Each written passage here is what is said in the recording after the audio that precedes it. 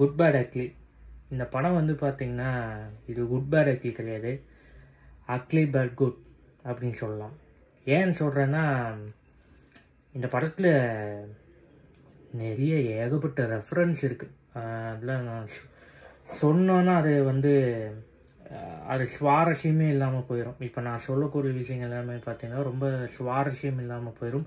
முடிஞ்ச வரைக்கும் நான் அதை வந்து ரிவீல் பண்ணாமல் நான் சொல்ல ட்ரை பண்ணுறேன்.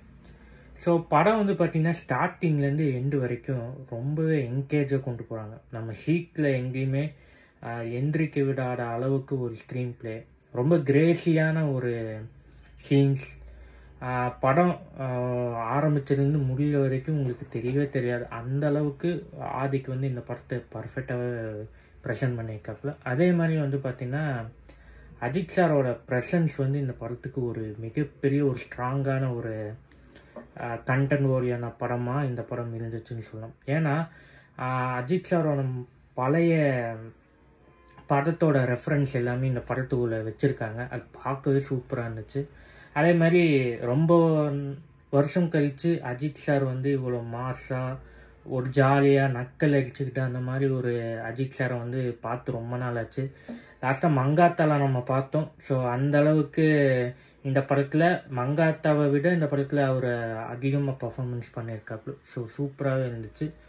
ஸோ இந்த படத்தில் ஒவ்வொரு சீன்ஸும் நம்மளுக்கு கனெக்ட் ஆகிற மாதிரி தான் இருந்துச்சு.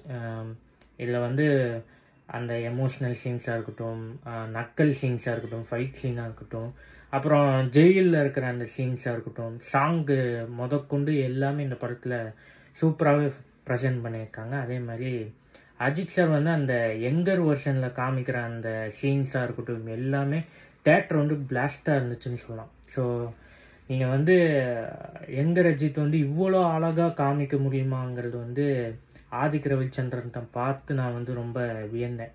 ஸோ ஃபேன் பாய்னா இப்படி தான் ஒரு ஃபேன் பாயாக இருக்கணும் அப்படின்னு சொல்கிறதுக்கான ஒரு படமாக இந்த படம் இருக்குதுன்னு சொல்லலாம். அதே மாதிரி அஜித் சார் வந்து 3 கெட்டப்லையும் பக்காவாக ரொம்ப அந்த ஸ்டைலிஷான ஹீரோவாக பில்லாலேருந்து இப்போ வரைக்கும் அதே அந்த ஸ்டைலிஷான லுக்கிலே அவர் வந்து காமிச்சிருக்காங்க. ரொம்பவே நல்லாயிருக்கு.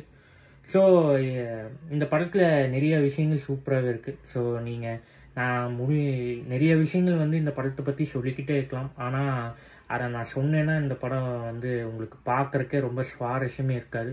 ஸோ அதனால தான் நான் வந்து மேலோட்டமாக சொல்கிறேன். ஸோ அதனால தான் ஒவ்வொரு சீன்ஸும் நம்மளை வந்து எப்படி சொல்லணும்னா என்ஜாய் பண்ணுற அளவுக்கு இந்த சீன்ஸ் எல்லாமே இருந்துச்சு. குட் பேட் அக்லி டைட்டில் ஏன் இவங்க சூஸ் பண்ணக்கான காரணமே இந்த படத்துக்குள்ளே அவ்வளோ விஷயங்கள் இருக்குது. ஸோ இந்த படத்துக்கான டைட்டில் பர்ஃபெக்டாக ஷூட் ஆகிருக்குன்னு சொல்லலாம். ஸோ நான் ஃபர்ஸ்ட் சொன்னது தான், இது குட் பேட் அக்லி இல்லை, ugly bad good. So climax வந்து பார்த்திங்கன்னா ரொம்பவே நல்லா பண்ணியிருந்தாங்க. ஸோ நீங்கள் வந்து ஒரு ரீசெண்டாக ஒரு எடுத்த படம் வந்து மார்க் ஆண்டனி படத்தில் வந்து கிளைமேக்ஸ் வந்து நல்லா பண்ணியிருப்பாப்புல. அதை விட கொஞ்சம் அந்த ஃபன்னோட அந்த கிளைமேக்ஸை இது பண்ணி முடிச்சிருப்பாங்க. ஸோ இந்த படத்தில் வந்து பார்த்திங்கன்னா ஒரு மாஸ் கமர்ஷியல் கிளைமேக்ஸாக பக்காவாக முடிச்சிருக்காப்புல ஆதிக் ரவிச்சந்திரன். ஸோ நீங்கள் வந்து படத்தை போய் பாருங்கள், உங்களுக்கு கண்டிப்பாக பிடிக்கும். அஜித் சார் ஃபேன்ஸை தவிர்த்து ஜென்ரல் ஆடியன்ஸுக்கும் இந்த படம் வந்து ரொம்ப பிடிக்கும். அஜித் சார் ஃபேன்ஸுக்கு இந்த படம் வந்து ஒரு செலிப்ரேஷன் படமாக இந்த படம் அமைஞ்சிருக்கு இந்த வருஷம். ஸோ ஜென்ரல் ஆடியன்ஸுக்கு வந்து இந்த படம் கண்டிப்பாக ரொம்ப பிடிக்கும். ஸோ அந்தளவுக்கு ஆதிக் ரவிச்சந்திரன் ஜென்ரல் ஆடியன்ஸுக்கும் சரி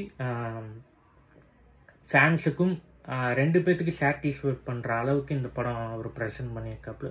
ஸோ சூப்பராகவே இருக்குது. அதே மாதிரி அந்த படத்தில் குட் பேட் அக்லியில் வர பாட்டில் வந்து எல்லாமே சூப்பராக இருந்துச்சுன்னு சொல்லலாம். ஸோ அந்த ஒரு ஏகேவோட க்ளீன் சாங் அது ஒன்று வச்சுருக்காங்க, அதுவும் சூப்பராக இருந்துச்சு. அப்புறம் ஜெயில் சீக்வன்ஸில் ஒரு சாங் அது வந்து நல்லாவே பண்ணியிருக்காங்க, அதுவும் நல்லா இருந்துச்சு. அப்புறம் இந்த படத்தில் ரெட்ரோ ஒரு சாங்கு யூஸ் பண்ணியிருக்காங்க. ட்ரைலரில் அந்த சாங் வந்துச்சுல, அந்த சாங் தான் இவங்க இந்த இதில் ஃபைட் சீன்லையும் அது வந்து யூஸ் பண்ணியிருக்காங்க. ஸோ நல்லா இருந்துச்சு. மொத்தமாகவே இந்த படம் வந்து பார்த்திங்கன்னா எல்லாத்தையும் சாட்டிஸ்ஃபை பண்ணுற படமாக இந்த படம் அமைஞ்சிருக்கு, குட் பேட் அக்லி. ஸோ ஒரு பக்கா மாஸ் கமர்ஷியல் படமாக இந்த படம் உருவாயிருக்கு. ஒரு ஒரிஜினல் ஃபேன் பாய் சமமாக இந்த படத்தை அவர் ப்ரெசென்ட் பண்ணியிருக்காப்புல ஆதிக் ரவிச்சந்திரன்.